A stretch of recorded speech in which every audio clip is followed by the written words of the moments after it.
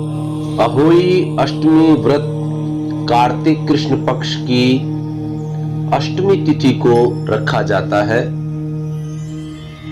इस दिन अहोई माता अर्थात पार्वती की पूजा की जाती है।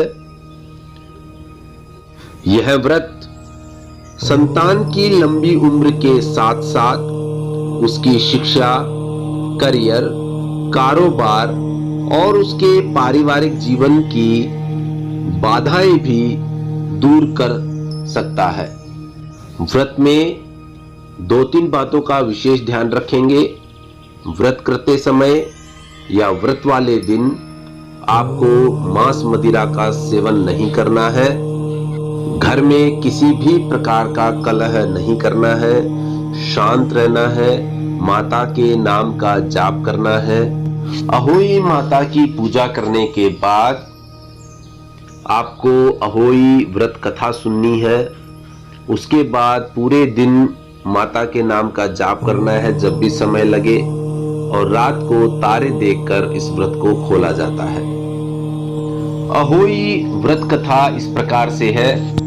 एक साहूकार के 7 बेटे और 1 बेटी थी। साहूकार ने अपने 7 बेटों और बेटी की शादी कर दी थी। अब उसके घर में 7 बेटों के साथ साथ 7 बहुएं भी थी। साहूकार की बेटी दिवाली पर अपने ससुराल से मायके आई हुई थी। दिवाली पर घर को लीपना था, इसलिए सारी बहुएं जंगल से मिट्टी लेने गई।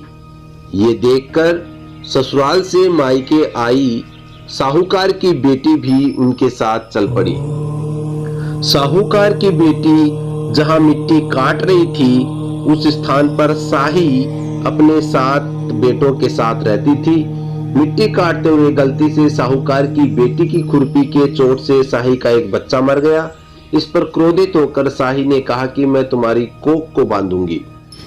साही के वचन सुनकर साहूकार की बेटी अपनी 7 भाभियों से विनती करती है कि वह उसके बदले अपनी कोख को बंधवा ले।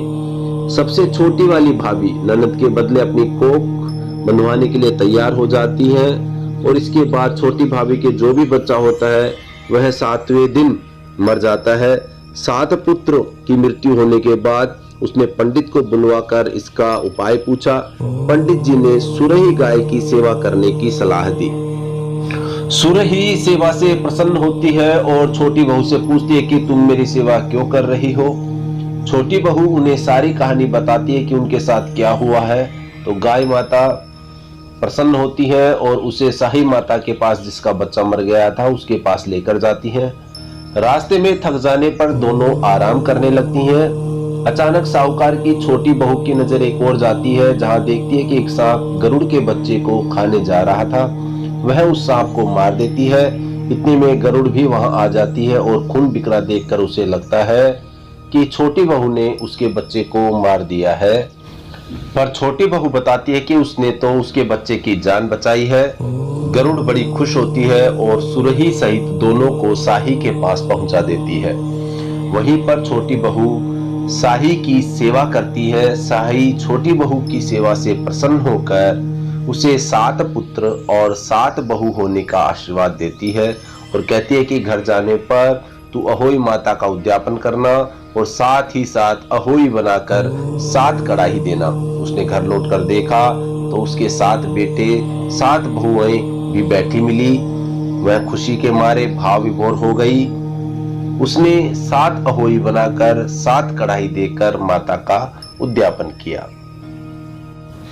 अहोई का अर्थ एक यह भी होता है अनहोनी को होनी बनाना, जैसे साहूकार की छोटी बहू ने कर दिखाया था। जिस तरह अहोई माता ने उस साहूकार की बहू की कोख को खोल दिया।